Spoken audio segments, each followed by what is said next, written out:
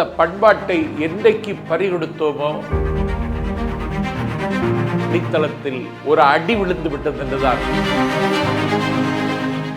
படிக்க படிக்க உற்சாகத்தையும் ஊக்கத்தையும் தருகிற இதிகாசம். வணக்கம்.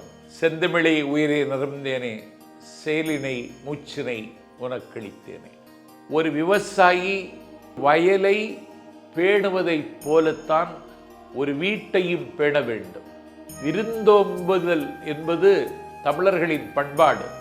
ஆகவே இந்த பண்பாட்டை என்றைக்கு பறிகொடுத்தோமோ அன்றைக்கே நம்முடைய பண்பாட்டு அடித்தளத்தில் ஒரு அடி விழுந்து விட்டது என்றுதான் சொல்ல வேண்டும்.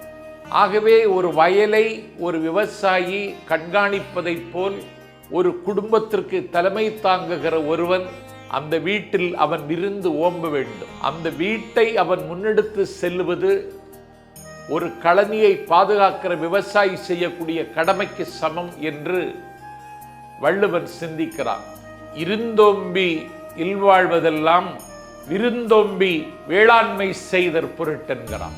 ஆகவே இருந்து ஓம்பி இல்வாழ்வதெல்லாம் எப்படி என்று கேட்டால் விருந்தோம்பி வாழுகிற வாழ்க்கைதான்.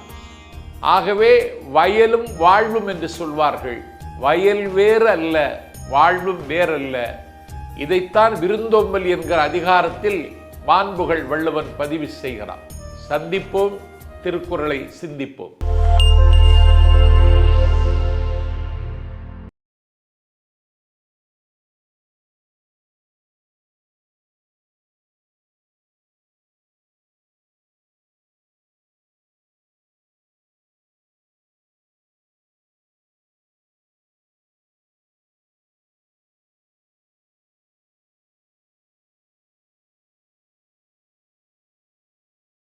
விருந்தோம்புதல் என்பது தமிழர்களின் பண்பாடு.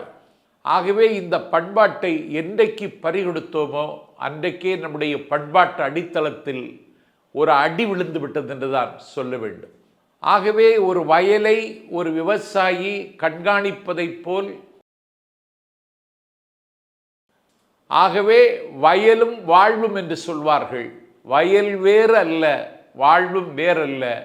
இதைத்தான் விருந்தோம்பல் என்கிற அதிகாரத்தில் மாண்புகள் வள்ளுவன் பதிவு செய்கிறான்.